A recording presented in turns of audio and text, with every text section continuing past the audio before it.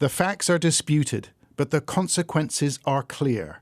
A national of Iran and Britain, Alireza Akbari, was executed at the notorious Evin prison in Tehran overnight.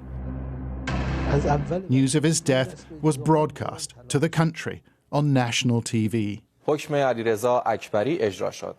Akbari was one of Britain's most important spies, says this presenter.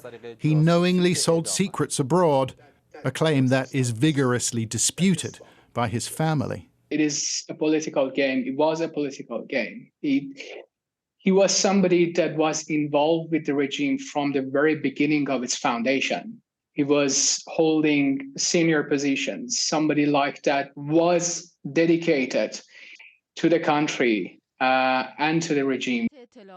He was arrested in 2019, but details of his detention and death sentence were only revealed this week.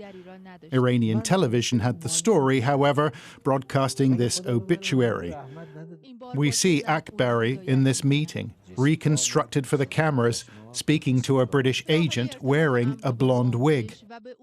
Finally, the former official is seen signing his confession papers, although he told family members on the phone it was forced by means of torture. The judiciary system in Iran is in no shape or form credible, particularly to the outside world. So it's difficult to really assess how much of it is true, how much of it was indeed forced confessions.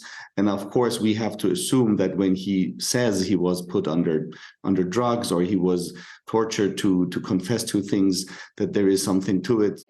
This is the first time in decades that a senior Iranian official has been hanged. Akbari charged and executed for corruption on earth, a catch-all for crimes like treason. 4 others have been executed after their involvement in anti-government protests, this time for waging war against God, and some think the two are related. Akbari's death, a means to deflect attention. The regime does anything that it can, unfortunately, to suppress the population, but also to distract the global perspective on what is actually happening to the people in the country. According to the British government, the regime is responsible for heinous human rights violations, and it has responded by temporarily withdrawing the ambassador. We take this incredibly seriously, and of course, we will make sure that we respond to deter any further actions like this being taken by the Iranian government. Yet the clerics who run Iran will not give way voluntarily as they deal with their purported enemies at home and abroad.